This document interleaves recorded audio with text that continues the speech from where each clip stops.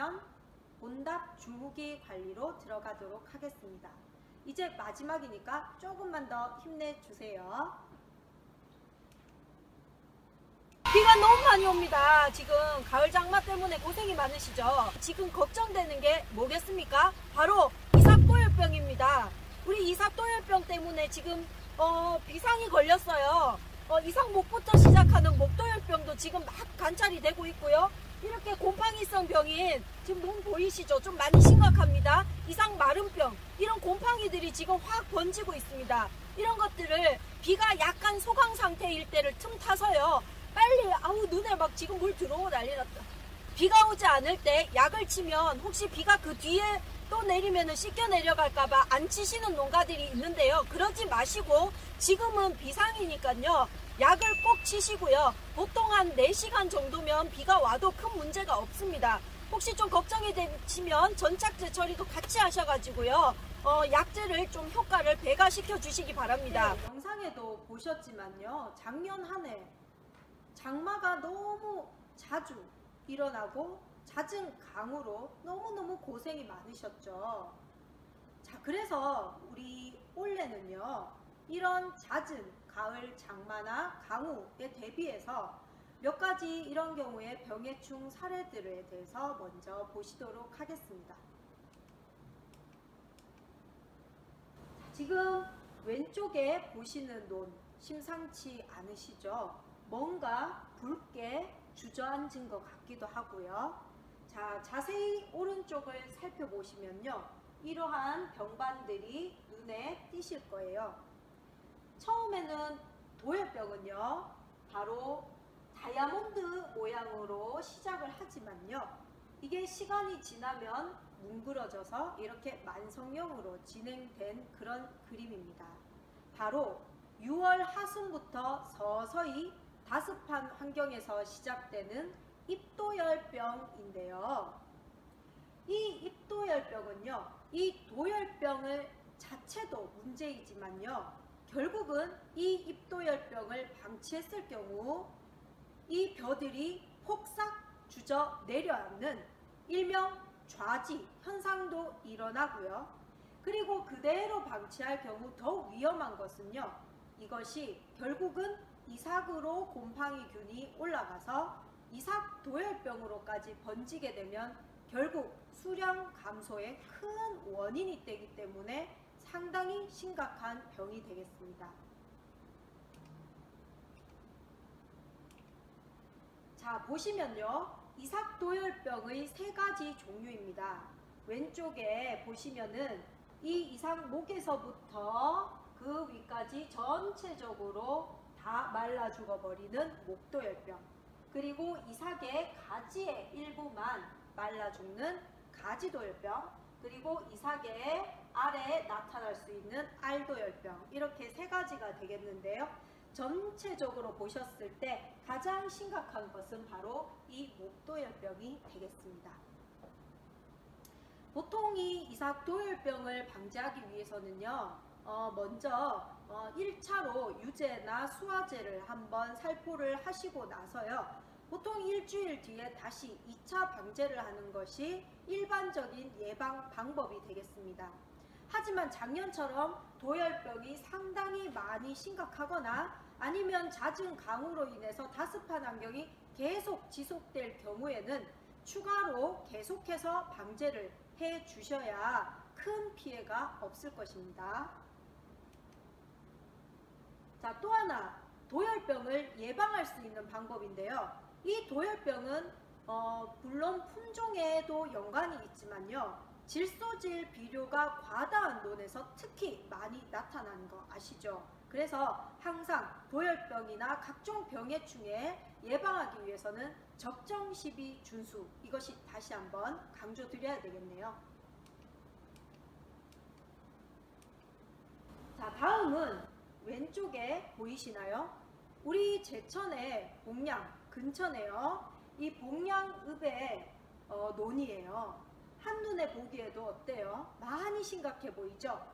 자, 상세히 살펴보게 되면은 요런 작은 가시만한 무늬들이 도도도독 박혀 있는 게 보이실 거예요. 일명 가시 무늬병입니다. 자, 이것이 이삭으로까지 올라가게 되면은요, 갈색 반점미를 유발할 수 있고 전체적인 수량을 감소시키는 또 아주 심각한 병이 되겠는데요.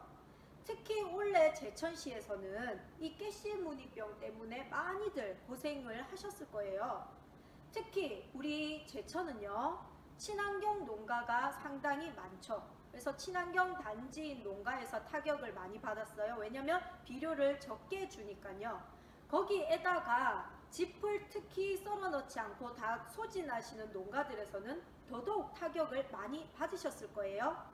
자, 우리 깨씨무늬병은요, 보통 노후화된 답, 그러니까 추락답이라고 어려운 말로 하는데요. 이게 비가 많이 내리기 때문에 이 비료기가 거의 소진이 되어서 밑에 용출이 되어 버려서 비료기가 일시적으로 단절되는 현상, 즉 비절 현상이 일어나게 되는 논에서 자주 나타납니다.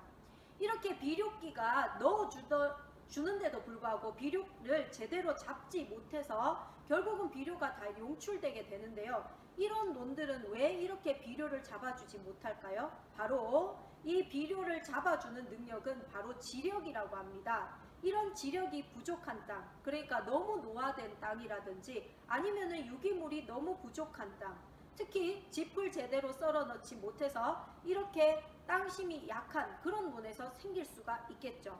그래서 이렇게 깨씨무늬병이 한번 나타난 논에서는요, 다시 객토를 좀 해주시거나 아니면 짚이나 유기물을 썰어 넣어 주셔가지고 이렇게 비료를 잡고 있는 능력을 향상 시켜 주셔야 되겠습니다. 그리고 또 하나는요, 비료가 끊기는 그런 현상이 생기지 않게 하기 위해서 계속 지속되는 완효성 비료를 사용하시는 것도 권장드립니다. 그리고 또 하나는요, 이 깨씨무늬병은 토양이나 종자를 통해서 감염될 수 있는 병이거든요. 그래서 미리 예방 차원에서 종자 소독도 철저히 해주셔야 되겠죠. 다음은 해충 피해로 한번 가볼까요? 어떤 느낌이 드세요? 지금 이삭 모기에서 뭔가 여기서부터 이삭이 전체가 하얗게 말라있죠. 자, 요 부분을 집중적으로 다시 살펴보면은요, 빵구가 빵구라고 말하면 안 되겠죠?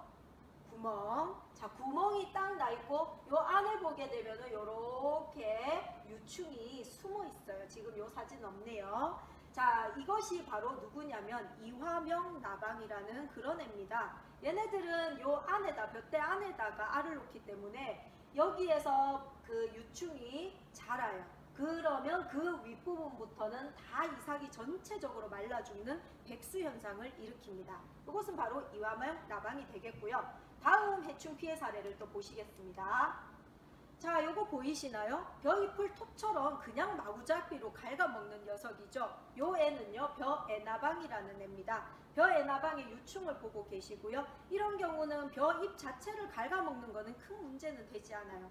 다만 주의하셔야 될 것은 이삭이 양분을 받을 수 있는 최고 위에 있는 엽, 다시 말해서 지엽이라고 하는데요. 그 지엽을 갉아먹을 경우에는 지엽에서 오는 양분을 받아 먹는 이삭에 문제가 생길 수가 있겠죠. 그래서 주의하셔야 됩니다. 자, 다음 사례를 보시면은요, 지금 여기 시큰이 보이시죠? 아주 이거 지금 지저분하게 먹고 있습니다. 얘는요, 잎을 도르르 말아가지고 또 알을 낳아서 이렇게 유충이 들어있네요. 잎을 말아서 알을 놓아가지고 하는 이 녀석의 이름은 바로 홍명나방이라는 녀석입니다. 자, 이런 그 본답 중후기에 나타나는 그런 해충들은요, 보이는 대로 바로 살충제를, 적절한 살충제를 방제해 주시면 큰 피해는 없겠습니다. 살충제는 적절하게 방제를 그때그때 잘 해주시면요, 큰 걱정은 하지 않으셔도 됩니다. 자, 이렇게 해서요, 우리가 전체적으로 논에 나타날 수 있는 본답 병해충에 대해서 한번 살펴보았습니다. 안녕하세요, 여러분의 농촌지도.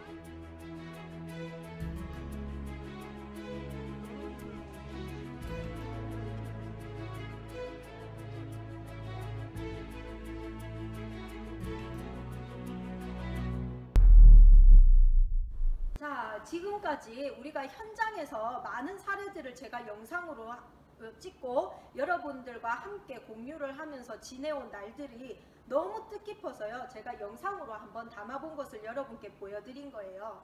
앞으로도 현장에서 항상 함께 할 수 있는 여러분의 농촌 지도사로 계속 활약할 것을 약속드리면서요. 저도 여러분의 농촌 지도사로서 활동하면서 여러분들도 많이 응원해 주세요. 그리고 여러분들 저 많이 응원해 주시려면은요, 팔공땡 농촌TV도 많이 사랑해 주세요. 구독과 좋아요도 눌러 주시고요. 네.